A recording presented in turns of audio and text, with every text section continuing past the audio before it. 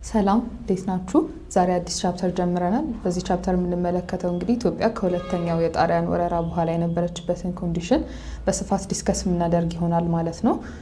ፖስት ሊበሬሽን በኋላ ኢትዮጵያ ምን አይነት ፎርሶች ሀገሪቱ ውስጥ ነበሩ፣ ብሪቴንን ጨምሮ አሜሪካን፣ እነዚህ ሁሉ ሀገራት ኢትዮጵያ ላይ ምን አይነት ኢንፍሉዌንስ ነበራቸው። ከዛ በኋላ ደግሞ የኢምፐሩ መንግስት ወይም ደግሞ የንጉስ መንግስት ከወደቀ በኋላ ሀገሪቷን ያስተዳድር የነበረው የደርግ መንግስት፣ ከዛም በኋላ ደርግንም የጣለው የኢፒአርዲኤፍ መንግስት፣ ስለነዚህ ሁሉ በስፋት የምንመለከትበት የምንዳስስበት ቻፕተር ነው ማለት ነው።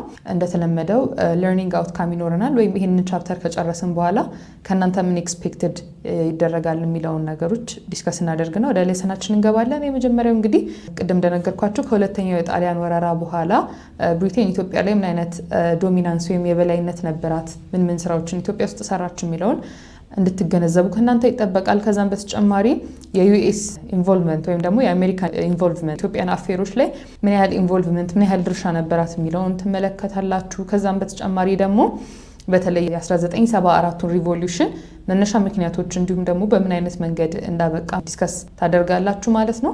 እንዲሁም ደግሞ የኢምፔሪያል ዊች ኢዝ የአፄ ኃይለሥላሴ ወይም ደግሞ የሞናርኪ ስርዓት የንጉሱ ስርዓት እና ደርግ ሪጅም የደርግ መንግስት ምን በተለይ በላንድ ፖሊሲ መሬትን በተመለከተ ምን አይነት አመለካከት ነበራቸው የሚለውን የሁለቱን ዲስቲንጉሽ እንድታደርጉ ከእናንተ ይጠበቃል። ከዛም በተጨማሪ የኢምፐረር ኃይለሥላሴን መንግስት ኢምፔሪያል ሩልን ተቃውሞ ምን አይነት እንቅስቃሴዎች ነበሩ የሚለውን እነሱንም ዲስክራይብ ታደርጋላችሁ። ስለ ኢትዮጵያና ኤርትራ ፌዴሬሽን ስለነዚህ ዲስከስ እናደርጋለን። እናንተም እንድትረዱት ኤክስፔክት ይደረጋል። የደርግ መንግስት ዲክላይን እንዲያደርግ እንዲወድቅ ምክንያት የሆኑትን ነገሮች አንደርስታንድ እንድታደርጉ በዚህ ሌሰን ከእናንተ ይጠበቃል ማለት ነው። የመጀመሪያው ሌሰናችን የሚሆነው ቅድም እንዳልኳችሁ ኢትዮጵያ ከፖስት ሊበሬሽን ፔሪየድ ከ1941 በኋላ ከሁለተኛው የጣሊያን ወረራ በኋላ የነበረችበትን ሁኔታ ነው ዲስከስ የምናደርገው ማለት ነው።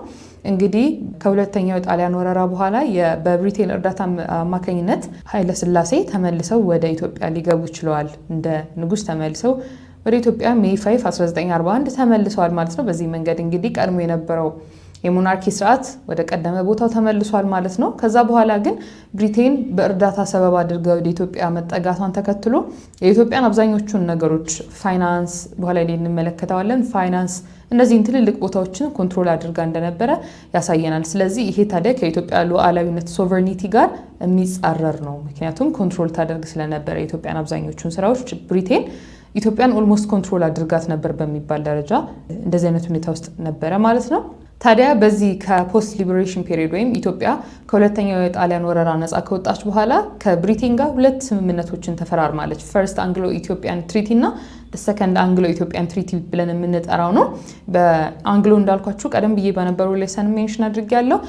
ሪፕሬዘንት የሚያደርገው ብሪቴንን ነው እና በብሪቴንና በኢትዮጵያ መካከል ሁለት ትሪቲዎች ተደርገዋል። የመጀመሪያው ትሪቲ እንግዲህ ጃንዋሪ 31 1942 የተደረገ ነው ማለት ነው። በዚህም ትሪቲ እንግዲህ ኢትዮጵያ ነፃ እንደሆነች ነፃነቷን አውጃላታለች ብሪቴን ማለት ነው በዚህ ስምምነት። ነገር ግን ነፃነቷን ብታውጅም ስቲል ነው ኢች ሚኒስትሪ ላይ የነበራትን ቦታ ብሪቴን አልለቀቀችም። ሚኒስትሪ ኦፍ ኤዱኬሽን፣ ሚኒስትሪ ኦፍ ፋይናንስ፣ እነዚህ ሁሉ የነበራት ቦታ ላይ የነበራትን ቦታ ወይም የበላይነት ለኢትዮጵያ አልለቀቀችም። ስለዚህ ኢትዮጵያ ሙሉ ለሙሉ ከብሪቴን ነፃ ወጥታለች ማለት ይከብድ ነበር ማለት ነው። እንዳልኳችሁ የፖሊስ ውትድርናውን፣ የገንዘብ ሚኒስቴርነትን፣ ከነዚህ ከገንዘብ ጋር የተያዙ ቦታዎችን፣ የሬዲዮ፣ እነዚህ የኮሚኒኬሽን ሴንተሮች ማለት ነው፣ ቴሌፎን፣ የባቡር ሀዲድ፣ እነዚህን የመሳሰሉትን አብዛኞቹን ነገሮች ኮንትሮል የምታደርገው የምትቆጣጠረው በወቅቱ ብሪቴን ስለነበረች ኢትዮጵያ በብሪቴን ቁጥጥር ስር ነበረች በወቅቱ ማለት ነው። ከዛም በተጨማሪ በወቅቱ የነበረው የመገበያያ ገንዘብ ወይም ለግብይት የሚውለው ሳይቀር ሺሊንግ ተብሎ ይጠራል። ይሄ ሺሊንግ ብሪቴን በተለይ ኢስት አፍሪካን አካባቢዎች ላይ ለግብይት እንዲጠቀሙ የምትሰጣቸው መገበያያ ገንዘብ ነው፣ ሺሊንግ ተብሎ ይጠራል ማለት ነው። ኢትዮጵያ ውስጥ እንግዲህ ጥቅም ላይ ሙሉ እንደነበረ ያሳየናል ማለት ነው። እንዲሁም ደግሞ ኦጋዴን ኤንድ ሪዘርቭድ ኤሪያ፣ እዚህ ጋር ኦጋዴን የሚለው ግልጽ ነው አይደለ? ከሶማሊያ አካባቢ ከዋናው ሶማሊላንድ ትንሽ ዝቅ ብላ ያለች አካባቢ ነች። ሪዘርቭድ ኤሪያ ደግሞ የሚባለው ብሪቴን በቁጥጥር ስር ያደረገችው ሜይንሊ ብሪቴን ሶማሊላንድ ብለን የምንጠራው እንግዲህ እንደምታውቁት ሶማሊላንድ ለሁለት የተከፈለች ነች። የፍሬንች ሶማሊላንድ እና የብሪቴን ሶማሊላንድ ተብላ እና ሪዘርቭድ ኤሪያ ተብሎ የሚጠራው የብሪቴን ሶማሊላንድ እና እዛ አካባቢ ላይ ያሉ ብሪቴን የያዘቻቸው አካባቢዎች ነው ማለት ነው። እነዚህ ሁለት ቦታዎች እንግዲህ በብሪቲሽ ኮንትሮል ስር ነበሩ ማለት ነው። ኦጋዴን እንግዲህ የኢትዮጵያ አካባቢ የነበረች ብትሆንም እንግዲህ ብሪቴን የተወሰኑ የኢትዮጵያ አካባቢዎችን በቁጥጥሯ ስር አድርጋ እንደነበረው በወቅቱ ያሳየናል ማለት ነው።